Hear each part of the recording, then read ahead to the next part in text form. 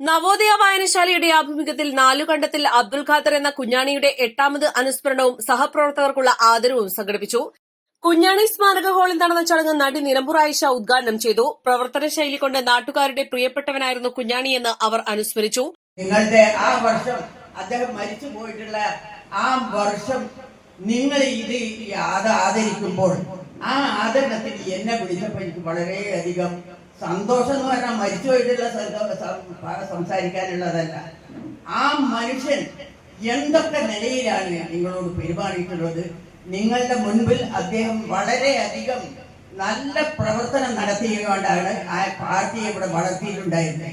ആ കാലഘട്ടത്തിൽ ഞങ്ങളൊക്കെ ഇതിലെ എപ്പോഴും വരുന്നതാണ്. ഞങ്ങൾ ഒന്നിച്ചിരുന്നിട്ട് പ്രവർത്തിച്ചിട്ടുണ്ട്. എന്നാലും ഇപ്പൊ 8 വർഷം കഴിഞ്ഞു എന്ന് പറയുമ്പോഴാണ് ഞാൻ എത്തിപ്പോയത്. ഇത്ര വേഗം 8 വർഷങ്ങൾ നമ്മളെ വിട്ട് പിരിഞ്ഞ ആ മനുഷ്യനെ ഇന്നും നിങ്ങൾ ഓർക്കുന്നു എന്ന് വളരെ സന്തോഷമാണ്.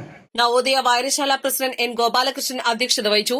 കുഞ്ഞാണിയുടെ സഹപ്രവർത്തകരെയും ചടങ്ങിൽ ആദരിച്ചു. ഇവരെ നിലമ്പൂർ ആയിഷ പൊന്നാട അണിയിച്ചും ഉപഹാരം നൽകിയുമാണ് ആദരിച്ചത്.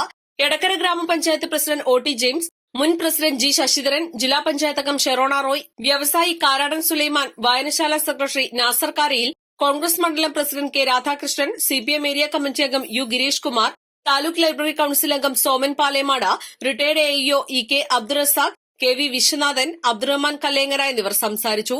East live Edakkara.